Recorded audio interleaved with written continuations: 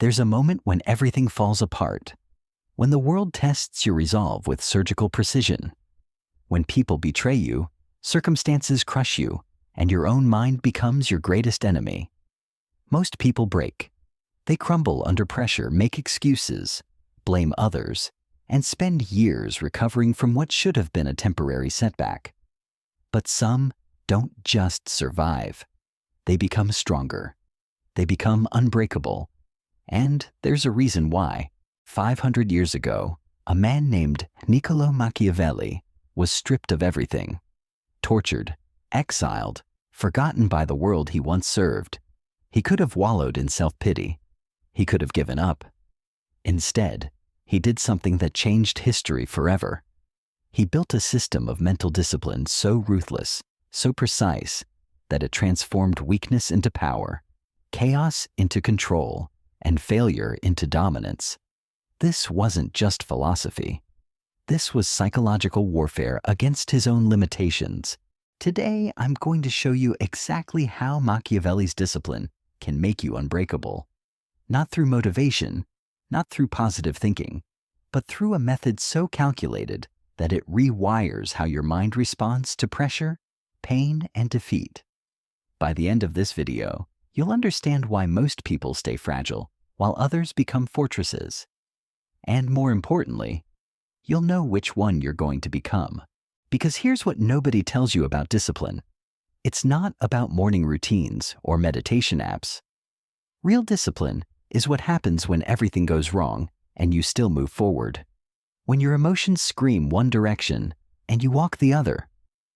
When the world expects you to break and you refuse to bend. That's Machiavellian discipline. And once you master it, you don't just change your results. You change who you are at your core. Let me paint you a picture. It's 1513. Machiavelli has been accused of conspiracy, arrested, and tortured. His political career is destroyed. His reputation is in ruins. Most men would have begged for mercy or disappeared into obscurity. But Machiavelli did something different.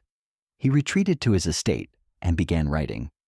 Not complaints, not excuses, but analysis. Cold, calculated observations about power, human nature, and control. He turned his exile into his laboratory. This is the first principle of Machiavellian discipline. When life breaks you, you don't break back. You study. You analyze. You extract lessons from pain like a surgeon extracts bullets. Because every setback contains intelligence. Every failure holds data. But only the disciplined mind knows how to mine it. Most people waste their suffering. They feel the pain and learn nothing. They experience the defeat and grow weaker. They face the chaos and become more chaotic themselves. But Machiavelli understood something profound. Suffering without analysis is just suffering. But suffering with discipline becomes strength. Pain without purpose is just pain. But pain with examination becomes wisdom. Here's how this works in practice. When something goes wrong in your life, your first instinct is emotional. You feel anger, frustration, fear, disappointment. That's human. But discipline means you don't stop there. You don't let the emotion become your conclusion. Instead, you ask 3 questions that Machiavelli would have asked. What caused this? What can I control? What must I learn? These aren't soft questions designed to make you feel better. They're surgical questions designed to make you stronger. Because every crisis reveals something about your weaknesses, your blind spots, your vulnerabilities.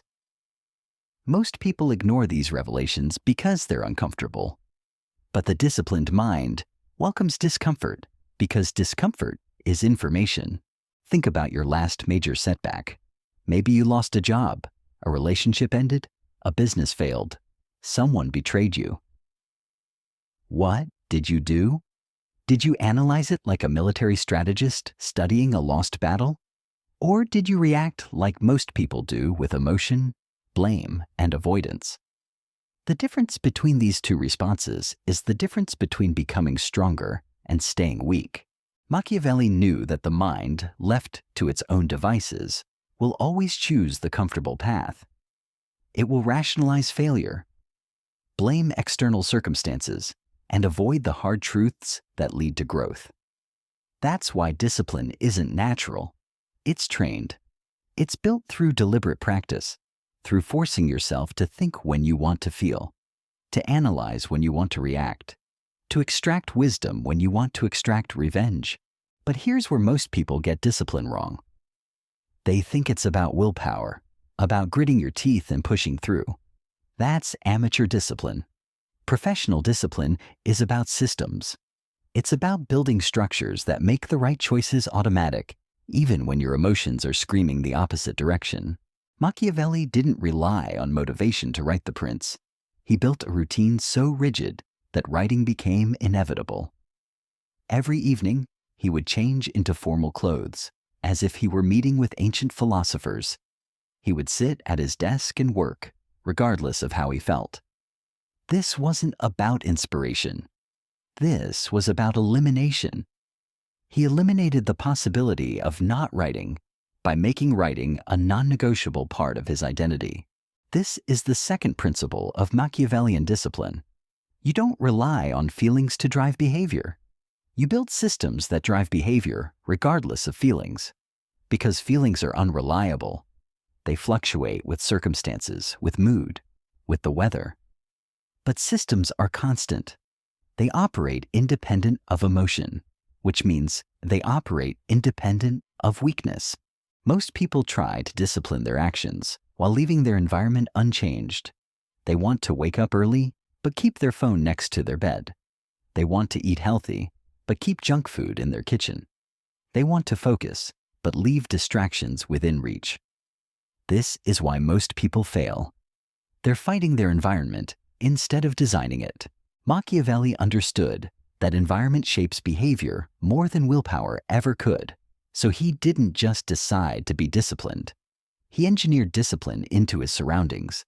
His workspace, his schedule, his daily rituals, everything was designed to make the right choices easier and the wrong choices harder. But there's something deeper happening here, something most people miss entirely. Discipline isn't just about doing hard things. It's about becoming the kind of person who does hard things automatically. It's about identity transformation. Because when discipline becomes part of who you are, rather than something you do, it stops requiring effort. Watch how this works. When someone who's naturally disciplined faces a challenge, they don't have to motivate themselves to respond correctly. They just respond correctly because that's who they are. Their identity has been shaped by thousands of small choices, thousands of moments where they chose the disciplined path over the easy path. Now, discipline is their default setting. This is what Machiavelli achieved during his exile. He didn't just write a book. He became a different kind of person, someone who could turn isolation into productivity, defeat into wisdom, suffering into strength. The man who entered exile was broken. The man who emerged was unbreakable. And here's the crucial insight. This transformation didn't happen through one dramatic moment. It happened through daily practice, through small choices compounded over time. Every evening he chose to write instead of wallowing. Every day he chose analysis over emotion. Every moment he chose discipline over comfort. Most people want dramatic transformation through dramatic action. They want to change their entire life in a weekend. But real change, lasting change, unbreakable change, happens through what seems like nothing. Through small, consistent choices that compound over months and years until they become unstoppable momentum. The question isn't whether you can be disciplined for a day or a week. Anyone can white-knuckle their way through temporary discomfort.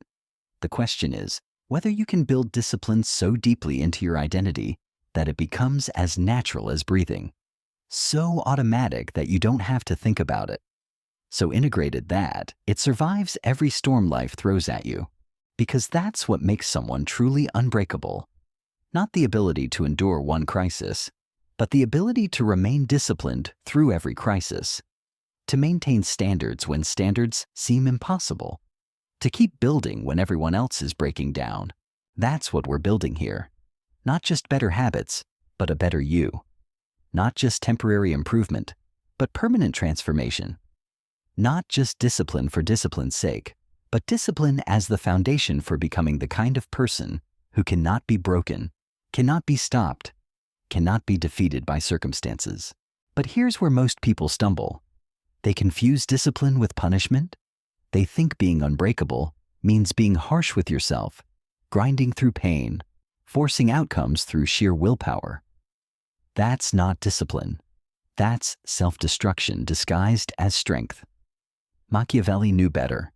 He understood that true discipline isn't about breaking yourself. It's about building yourself so systematically that breaking becomes impossible. Real discipline is surgical, not brutal. It's precise, not reckless.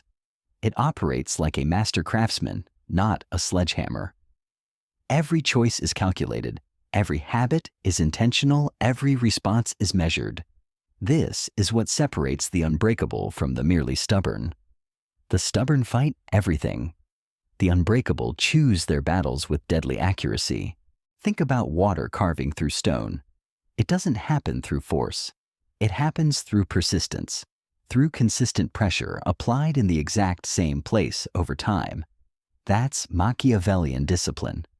Not dramatic gestures that burn out in weeks, but quiet consistency that compounds over years. Most people try to build discipline like they're training for a sprint. They go all out for a few days, exhaust themselves, then quit when the initial enthusiasm fades. But discipline isn't a sprint.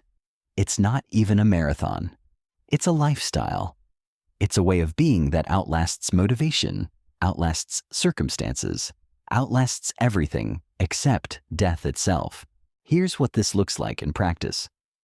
When Machiavelli sat down to write each evening, he wasn't fighting through resistance.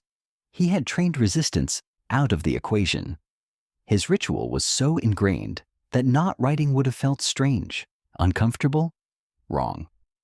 He had made discipline easier than indiscipline. This is the third principle. True discipline makes the right choice the easy choice. Not through willpower, but through architecture. You architect your life so that doing the right thing requires less energy than doing the wrong thing. You make excellence your path of least resistance. But here's the part that separates the truly unbreakable from everyone else. They don't just build discipline in comfortable areas. They build it in the places where it hurts most, where it's inconvenient, where it contradicts their natural impulses. Because discipline that only exists in easy moments isn't discipline. It's preference. Real discipline shows up when you're tired and still maintain your standards. When you're angry and still choose your words carefully. When you're scared and still move forward. When you're successful and still stay hungry. When you're failing and still refuse to quit. That's when discipline reveals its true power. Machiavelli faced this test during his darkest hours. Not when he was powerful and respected, but when he was broken and forgotten. That's when he proved his discipline wasn't dependent on external circumstances. It was internal, unshakable, part of his core identity. The world could take away his position, his reputation, his freedom, but it couldn't touch his discipline. And this is where most people's discipline crumbles. When external validation disappears. When no one is watching. When no one cares about their efforts. When the results don't come fast enough. When the path gets harder instead of easier. That's when fair weather discipline dies and true discipline is born. The unbreakable understands something that breaks most people. Discipline isn't performed for others. It's not about looking disciplined or being praised for your efforts. It's about becoming someone who operates at a higher standard, regardless of audience, regardless of recognition, regardless of immediate reward. This is why Machiavelli's discipline survived exile. It wasn't built on external applause. It was built on internal standards. Standards that said, I write because I'm a writer. I analyze because I'm a strategist. I maintain excellence because I'm excellent. Not because the world expected it, but because his identity demanded it. Most people build their discipline on shaky foundations. They're disciplined when they feel motivated. They're consistent when they see results. They maintain standards when it's convenient. But the unbreakable build their discipline on bedrock, on principles that don't change with circumstances, on identity that doesn't fluctuate with feelings. Here's how you know if your discipline is real or just performance. Remove all external validation. Take away the audience, the praise, the recognition, the immediate results. What happens? Do you maintain your standards, or do they crumble? Do you keep building, or do you stop? Do you stay consistent, or do you make exceptions? The unbreakable don't need external validation to maintain internal standards. They've trained themselves to operate independent of circumstances, independent of mood, independent of results. They've made discipline so much a part of who they are that betraying it would feel like betraying themselves. But there's another layer to this, something even more powerful than personal discipline. It's what happens when discipline becomes your reputation. When people know that you don't break, don't quit, don't compromise your standards regardless of pressure. When your discipline becomes so reliable that others build their expectations around it. This is what Machiavelli achieved. Even his enemies respected his consistency. Even his critics acknowledged his relentless pursuit of truth. His discipline became his brand, his identity, his legacy, not because he announced it, but because he lived it so consistently that it became undeniable. When discipline becomes your reputation, something interesting happens. The world starts treating you differently. People stop testing your boundaries because they know where they are. They stop questioning your commitment because they've seen the evidence. They stop doubting your word because your actions have proven it over and over again. This is the ultimate form of power. Not power that comes from position or wealth or influence, but power that comes from being unbreakable, from being someone who can be counted on to maintain standards when standards seem impossible, to stay consistent when consistency is inconvenient, to keep building when everyone else is breaking down. That's what we're really building here. Not just personal discipline, but a reputation for being unbreakable. Not just better habits, but a character so solid that others can build their lives around your consistency. Not just temporary improvement, but permanent transformation that echoes through every relationship, every opportunity, every challenge you'll ever face. Because here's the brutal truth nobody wants to acknowledge. Most people's discipline is conditional. They're disciplined when they feel like it. They maintain standards when it's comfortable. They stay consistent when results come quickly. But the moment pressure increases, the moment circumstances shift, the moment their emotional state changes, their discipline evaporates like morning mist. Machiavelli understood that conditional discipline is no discipline at all. It's just preference disguised as principle. Real discipline operates independent of feeling, independent of circumstance, independent of reward. It's a machine that runs regardless of weather, regardless of season, regardless of who's watching. This is where most people's understanding of discipline becomes dangerously naive. They think discipline is about forcing yourself to do things you don't want to do. But that's amateur hour. Professional discipline is about becoming someone who wants to do the right things. It's about identity transformation. So complete that discipline stops feeling like discipline and starts feeling like expression. When Machiavelli sat down to write each evening, he wasn't battling resistance. He had eliminated resistance through systematic conditioning. He had trained his mind to associate writing with identity, with purpose, with who he was at his core. The discipline had become so integrated that not writing would have felt like self-betrayal. This is the final evolution of unbreakable discipline. When maintaining standards becomes easier than abandoning them. When consistency becomes your default setting. When excellence becomes so ingrained that mediocrity feels foreign, uncomfortable, wrong. But here's what separates the truly unbreakable from everyone else. They understand that discipline isn't just about what you do.